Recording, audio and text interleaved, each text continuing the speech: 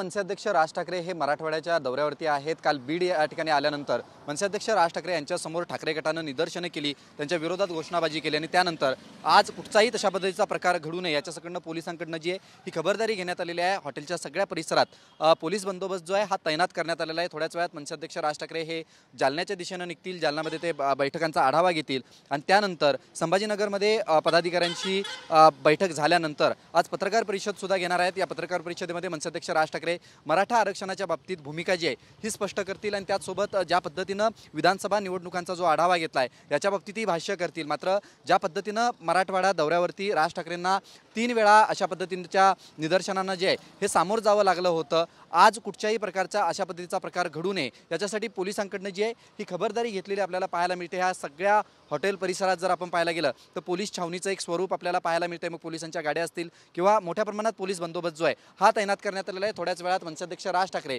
हे जालन्याच्या दिशेने रवाना होतील।